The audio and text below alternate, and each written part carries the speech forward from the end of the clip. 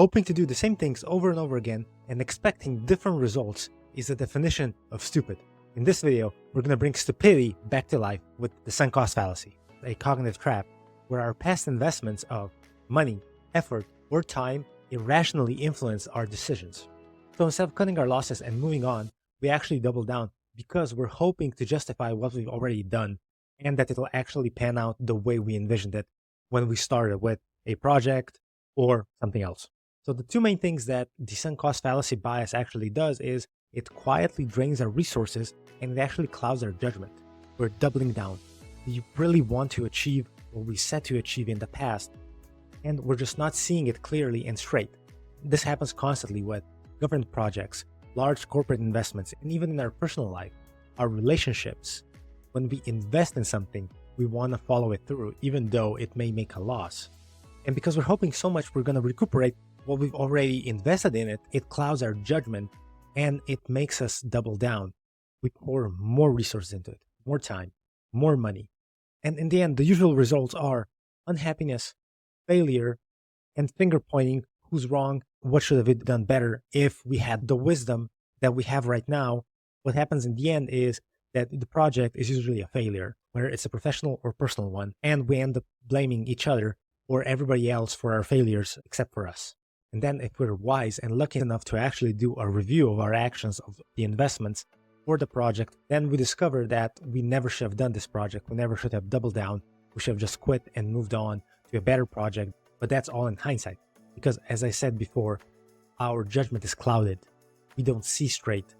We are just hoping that it's all going to resolve if we just pour in more effort and more money and more of our time. And usually it just doesn't pan out.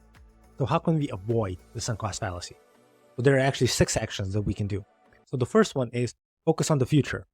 So ask yourself, if I haven't already invested in this project, in this relationship, in this investment, would I still choose this? So whatever has happened up until this point, forget about it and then reevaluate it. What's this going to mean for the future? What are the costs going to be? What's the effort going to be? How much time are you going to have to spend on a project or something similar? And then if the result is negative, you don't do it. You quit the project and just move on to another thing. Number 2 is define clear benchmarks. So you have to have clear goals and actually review them at certain specific dates so you can see that if the project is on time, if it's still feasible. Then the third one is you need to remove emotion from it. You've probably been in this project for a while now, but what you have to do here is ask yourself, are you deciding based on logic? And if you're deciding based on emotions, then you may not be making the best decisions for yourself.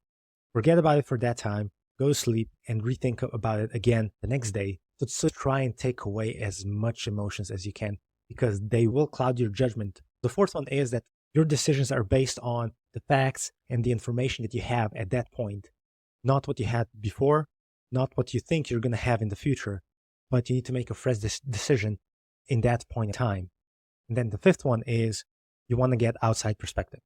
You're struggling whether to continue with the project or with whatever you have going on in your life. You need to ask people that you trust, that you know are either subject matter experts or that they're going to give you good advice. And ask them for an honest and objective answer. You may not like that answer, but if they're good friends, if they're good colleagues, and they can be objective, they're actually going to give you the answer that they would have followed if they were in your shoes. So take those answers and perspectives into your review when you're reviewing whether you want to proceed with that project or not. Then number 6 is reframe quitting. What does quitting mean? Stopping isn't necessarily a failure. Stopping is actually resource optimization. So if you've sunk a lot of money, time, or effort into a specific project and it's just not working, you stopping actually may be the best thing you can ever do because you can allocate all of your time, all of your resources, and all of your money into something else that's going to be better serving you, everybody else around you. So let's take an example of government projects. They've always been over budget. They've always taken way longer than anybody else thought, but we keep doing them. And why is that actually? So the funny thing with this is that when politicians proclaim, hey, we're going to build a bridge, we're going to build a thermonuclear plant or anything like that, they stake their reputations behind it. And let's say they pour 600 million euros into a specific project. So let's fast forward a year from now. The project's in review. Everybody's pretty much telling the politicians, hey, this project is not working. it's way over budget. We're going to need an additional $1 billion for this project. We actually advise you just to scrap the project and actually open this new one, which is probably going to cost us $400 million because of the improved technology.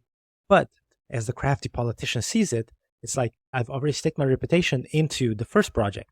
I've promised the people that I'm going to do this, and I've already sunken $600 million into it. I don't want to quit. I'm just going to double down because they're going to see that I keep my promises. And what's going to happen? The person is going to get another $1 billion approved. And this is how you get budget overruns and pretty much why the government is always overspending. So as an example, here in Slovenia, we actually had a project for a 6th block of a thermonuclear plant.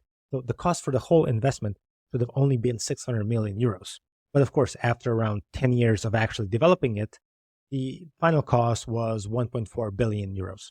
And when this block was opened and actually started producing electricity, I think it was in 2016, it's actually been losing money ever since because it was so costly to build, can legitimately not recuperate all of the money through the electricity it's producing. And there you have it. This is the sunk cost fallacy. Until this investment actually gets done, it doesn't matter if it's profitable or not. We're just going to sink more and more money into it because we've staken our reputations towards it. And, it's already 50% done. So why would we just quit now? And who cares if the block is actually going to be making money because, hey, that's going to be in 10 years and I'm probably not going to be in power anymore. So I really don't care. If you've ever wondered why one situation can be looked at from the positive or negative side, check out this video on the framing effect.